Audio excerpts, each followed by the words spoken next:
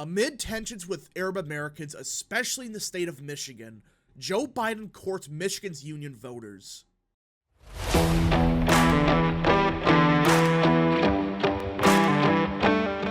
What is up, people of the internet? It is me, Real American, back in with a new video, and today it is time to talk about the 2024 presidential election, because as most of you know, Joe Biden for a Democrat is historically weak with many minority groups. I mean, let's face it. His approval numbers with African Americans, Hispanics, etc., they're all terrible. But there's one in particular that is the most surprising. Arab Americans. And what could very well be the most important group for 2024, especially in the state of Michigan. Biden is doing bad with them. So bad, in fact, that he has to rely solely on Michigan's union voters as a Democrat, which I know. Union voters tend to be more Democrat, obviously. But in the state of Michigan for a Democrat, he needs to do good with Arab Americans. And right now, it is so bad that his campaign is kind of just not counting on them for their support. Now, before we continue with today's video, I hope you enjoy these type of videos. If you do, smash the like button down below, subscribe, share with your friends, hit that little bell, follow the social media accounts in the description down below, and of course, join the channel today. Guys, just for $1 a month, you could join Real American. This is the best way to support the daily content that we all know and love. So I hope and recommend you join the channel today. Now, let's be 100% clear. There is still plenty of time for Biden to recover. Absolutely. I mean, we're only in February. But his campaign, it seems like at least, it's just given up on these voters. I mean, Biden's campaign has pretty much said, well, we're not going to win the Arab American vote. We got to bank on just Michigan union voters. Which, again, union voters are Democrat, I understand that, but Arab Americans are the reason Biden won the state of Michigan. His entire margin of victory came from those voters. But alright, let's get right into it because this is pretty significant. I know there's been some talks from people about how big this is, but I don't think enough people understand that it is very significant that a Democrat, especially in the year of 2024, is essentially forgetting that Arab Americans even exist. President Joe Biden on Thursday made a direct appeal to the blue-collar voters who could determine the fate of his re-election bid, casted his campaign as a single-minded crusade to improve the lives of the country's middle class. Which, again, Democrats have been running on this grift for years that, hey, we actually represent the working man, you know. They've been doing this for years, but that's not why this is significant. In his 2024 trip to the battleground state, Biden revealed in the Union Auto Workers' recent endorsement of his candidacy, promising members at a local union hall that the White House would remain a staunch ally. He boasted that his policies have helped establish the U.S. as the strongest economy in the whole damn world. Oh, just forgetting that Trump, you know, existed. That his economy was, in fact, the best in modern history. But alright, just let's just believe him. Even though no one does, fine. And throughout his swing through the Detroit suburb, Biden made little secret of the fact that he's counting on organized labor to put him over the top in a state the Democrats view as a must-win come November. Supporting you is the easiest thing I've ever done, Biden told a room full of UAW workers, receiving applause. You all are the ones that brought me to the dance, and I never left you. Yet, even as Biden sought to turn the UAW's backing into an early show of strength among Michigan's working class, signs all around him reflected that his broader standing within the state remains on shaky ground. And this is where things could get bad for Biden. Yes, union support is important for the state of Michigan. I understand that. But there's one group that they're not too happy with the guy. Outside the Union Hall, dozens of protesters rallied against the White House's unwavering support for Israel, facing off at times against a line of police in riot gear. Earlier, in nearby Dearborn, an Arab-majority city west of Detroit, residents criticizing Biden's handling of the Middle East gathered at a local high school to call for a ceasefire. Activists later vowed to expand an abandoned Biden effort that's taken root within Michigan's Arab-American community. And this is why Biden is desperate for union support. Not just because, they usually vote Democrat and there's some signs that of him having weakness in the group. That's not the biggest reason why Biden's campaign is desperate.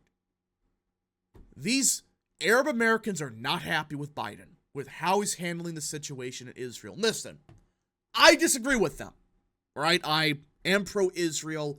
I disagree with what they're pushing. But I'll give them credit. Hey, listen, you got to give them credit for standing their ground on something they believe in. They believe in a ceasefire. And they're saying, you promised us you're going to help the Palestinians in Palestine. You're just screwing us over right now. That's what they believe in. Again, I may not agree with it, but I will give them credit where credit is due. They're sticking to their word, their convictions. They're saying, you know what? Screw you. You're just going to forget that we exist? Fine. We'll make sure you don't win. The hostile backdrop to an otherwise celebratory visit reflected the depth of the fury towards Biden spreading through the state's Arab and Muslim communities. Arab Americans in Michigan voted overwhelmingly for Biden in 2020, yet many now hold him responsible for encouraging an offensive in Gaza that's killed thousands of civilians, including the friends and family of countless Palestinian American residents in southeast Michigan and elsewhere. Which, this is what's really going on here. There's a lot of civilians. I don't care what side you're on. I'm pro-Israel. It doesn't matter. There's been countless civilians killed in the crossfire. It's horrific. Yes, it's awful. And there are many people that think Biden's responsible for it. Now, we can have different opinions on it. I think he is too, but not for the reason they think. I think he's projected weakness, he's been incompetent, all of that. But they think, hey, you're not doing anything. These civilians are getting killed in the crossfire. You promised to defend them. You promised us, hey, you're going to represent us in the White House. And so far, you're not. That anger has divided Democrats on the ground and sparked grassroots campaigns to withhold votes in November that party officials now worry could cost Biden the election. This community feels abandoned by the president. Assad Turf, a Democrat and the deputy county executive of Michigan's Wayne County, said of Arab Americans in the state, I don't want to see Trump in office, and I wish the Democrats and Biden would give us something to work with, because right now, we have absolutely nothing. Yeah, I mean, there are a lot of Arab Americans. Again, Trump's not going to win these voters. I should mention that. But there is a lot of anger with Biden right now in the Democrat establishment. You don't have to agree with what they're saying, but they do have some kind of a point that, hey, you promised us one thing, and you're doing the complete opposite. You're lying. You promised so much, and you're not doing it. You're not fulfilling what you promised. At nearly every turn, Biden's brief trip to the Midwest demonstrated both the possibility and the peril Michigan holds for his candidacy. And this is the best way to put it. Michigan is looking very, very bad for Biden right now. I mean, yes, he's getting the support of the UAW, but congratulations. They have supported Democrats for decades.